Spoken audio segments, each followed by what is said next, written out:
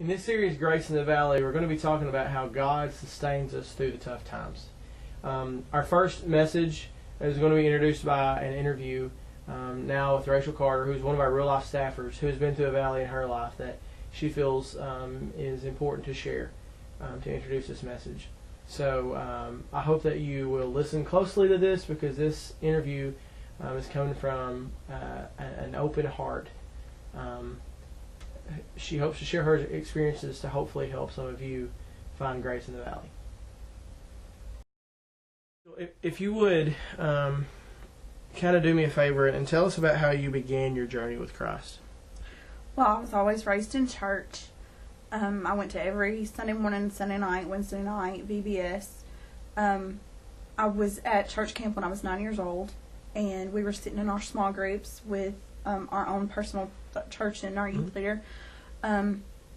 She asked us if we were saved, if we knew what that was. And at the point, I knew the story of Christ. I knew what he had done for me, but I'd never thought about accepting him. I'd heard it my whole life, but it never became real to me until that night, when she asked me if there was something, if I thought something was missing. And it just clicked. So that was the starting point of my walk with Christ. Now, obviously, we're talking about grace in the valley. So can you tell us about your valley time? Kind of specifically, kind of when it began, how it progressed, how that's all kind of gone down.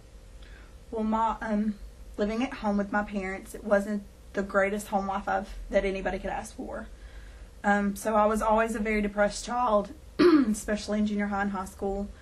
High school, it really started going downhill. At times, I wanted to kill myself. I wanted God to take me.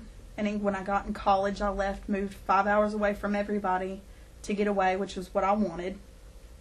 I started getting into the wrong crowd, doing the wrong things. My depression got even worse. It got to the point where I started cutting. One of my friends sent me to our psychologist at school, and he told me if I did not go get help that he would send me away to a hospital. So that was the point where I knew that something had to be done.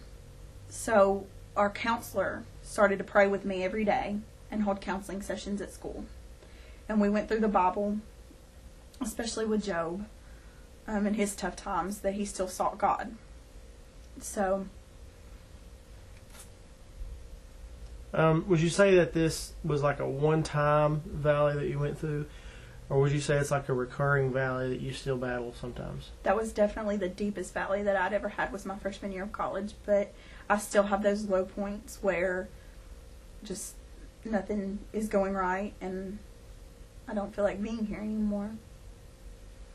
How has knowing Christ, obviously in this series we're talking about grace in the valley and how God, in the midst of that valley, we can still see God kind of carrying us and holding us through.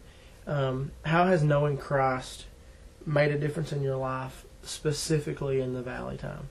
Knowing that I could call upon his name immediately makes those horrible thoughts go away.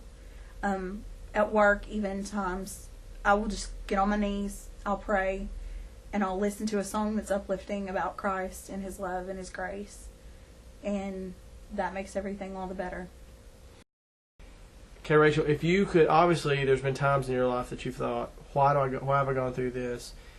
Obviously, maybe at some point what I've experienced will help someone else through their experience. So if this is your one shot, if this is your one chance to say something, to speak something into the lives of students especially who are going through the same valley you've gone through, what would that one thing be that you would say to them? Definitely, you're not alone. God knows everything that you're going through, been through, will go through. He also sends people in your life that have either been through the same thing or know what you're going through, and he sends them to be encouragement and help you. You're definitely not alone, to call upon his name. All right. Well, thanks for sharing your heart for us, and